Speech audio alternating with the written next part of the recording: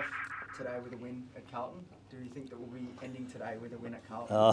One of the biggest nights in footy. It doesn't get any better. No, we're excited about the challenge. Playing the best team in the competition this year. We'll measure up against them, we hope, in a really positive way.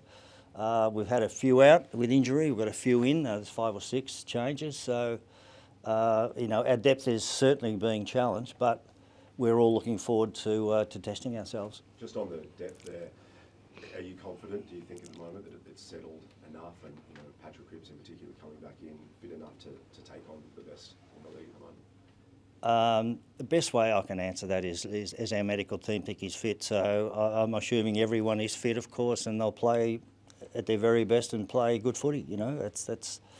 That's my role, simply as a CEO, to ensure that the medical team does their job, and they're doing it really, really well.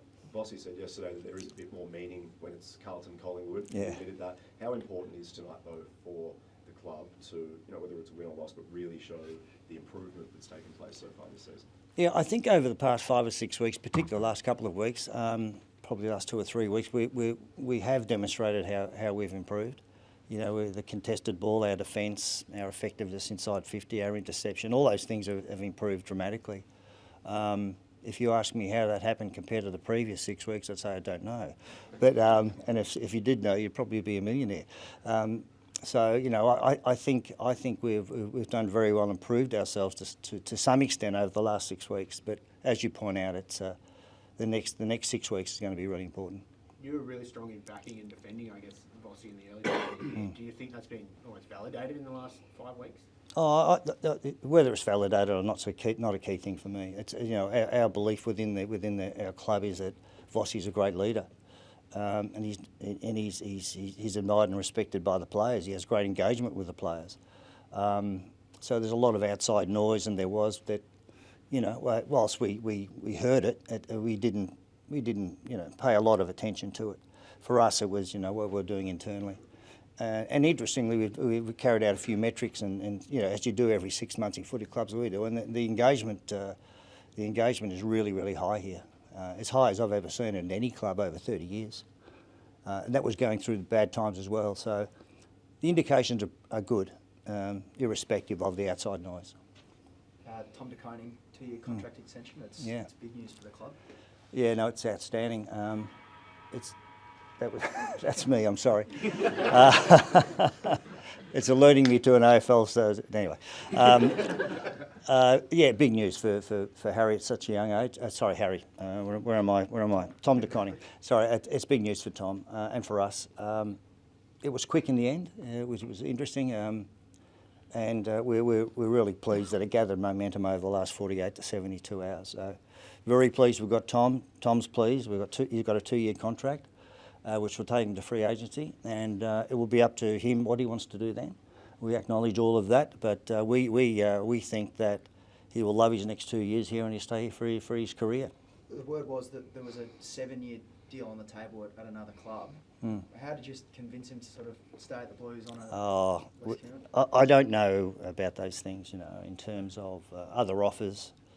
Lots of gossip, lots of rumours about those. You never really know, okay? And all you do, and all we do, is the best we can do for Tom, given our list strategy. And we did that. We made the best offer we could. It probably wasn't as good as others. And it's a credit to him that he's accepted that. Do you look to transition him into more of a number 1 ruckman role now in the next 2 years? That's up to the coaches, mate. Yeah, I don't get involved in tactics or where they play. Just on the salary cap side of things, you spoke earlier this year about how, with the Carlton salary cap sort of being a bit more top-ended with a number of big contracts, this is probably a bit more towards that top-end range. Does that mean that you look again back to the draft to sort of supplement the lower parts of the list? We've said repeatedly that our list management strategy is about a combination of free agency, trade, and getting back into the draft. And what ratios they are, depends on our cap, depends on who we keep. So there's just so many different options here. But it's about free agents that we can afford. It's about trading where we think we can trade, and it's about recontracting or getting people to wait for a little while. And every club is in this position, and we've got another 2 months with people. We have a W next to them, a weight, so that's the way it is. So that's where we are. Does Jack Silvani have a contract in front of you at the moment? Look, I don't want to go through each individual player at this point in time. I don't think it's appropriate. I think that safe to say and that we're comfortable with our list management strategy. We've contracted 8 players over the past 3 weeks. So we've been quite determined to get a few over the line, and so we're limiting the number of uncontracted players right now. That's true, which includes Silvani, but we'll just have to wait and see how the next month or two unfolds. There are so many options, and they all depend upon each other. There's layers to this. It's not as simple as your question. I know you don't want to go through individual players, but there's a bit of talk you mentioned accidentally before and whispers about Harry Mackay. Are you having a bump on that on the head that he'll be at Carlton for the long term of that contract? I can confirm that he's going nowhere. That's very good. Just a side one, per the General News Department. Gil McLaughlin today said that he's considering bringing back the boats for the grand final parade down the Yarra. What are your thoughts on that? Do you think the players would be open? I love the water. I'm a great swimmer, but I would prefer the fans were relatively close to the players in the grand final. So for me, it's on the road. There's been some, I guess, unfair attacks in the media.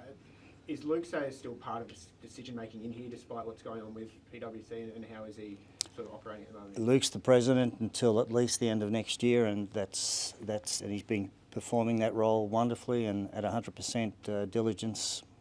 So as far as we're concerned, he is our president till the end of next year, and will be performing as a president until at least then.